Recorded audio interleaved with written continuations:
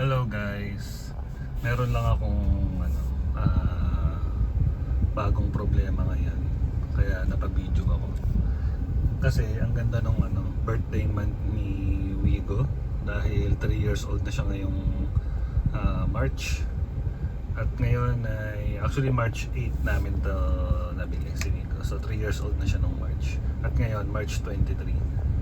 Ang galing kasi bukas alis pa naman kami, ilang araw kaming wala. Ginamit ko kanina to paggatid ko kay wifey. Gumana pa to guys, naihatid ko pa siya sa office. Gamit ko pa tong Apple CarPlay. Ayan, hanggang sa pag-uwi ko dito sa bahay. Hindi na siya gumana. Ito guys, pakita ko. Hindi ko alam kung bakit biglang wala man lang pasintabi itong head unit namin eh. Ayan o. Kukurap lang siya guys. Kanina ko pa siya tinatry eh. Kung ano-ano na pinagawa, pinagpahinga ko pa nga ng ilang oras bago ko ulit sinubukan. So kaya napabidyo rin ako, syempre baka may nakakaalam sa inyo kung anong problema, kung lalo na sa mga nakawigo, kung na-experience nyo na ba itong ganitong klase sa inyong head unit. So kasi alis kami bukas, pero kung hindi talaga magawa ng paraan to, obligado dadalhin ko talaga sa casa to pagbalik namin. 4 days kasi kami wala, o kaya sana pagbalik namin biglang gumana. Pero yun no, nakakainis. Ang ganda ng birthday niya, pa-birthday sa kanya 3 years, after 3 years.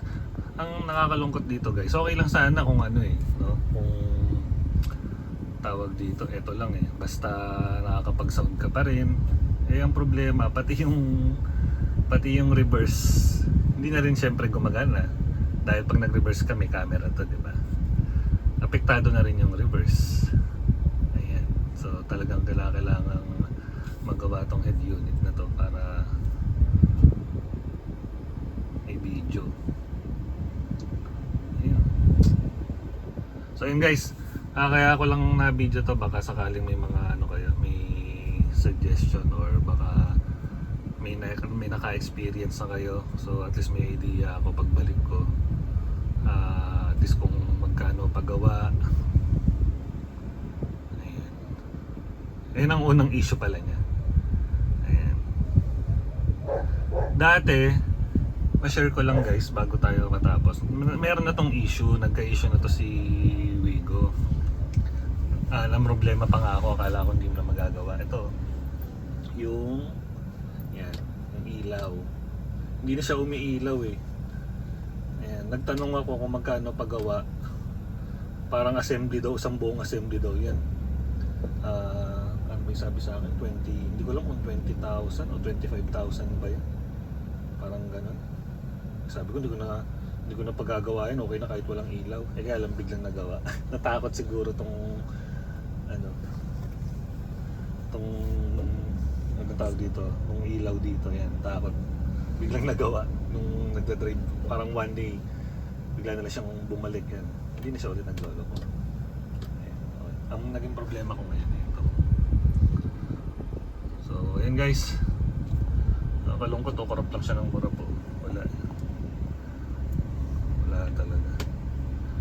So comment lang po kayo sa mga naka-experience na ito kung anong ginawa nyo. At if ever po na pinagawa nyo sa casa, at least may idea ako, masabi nyo po sa mga ating taga-subaybay na mga nakawigo. So maraming salamat po.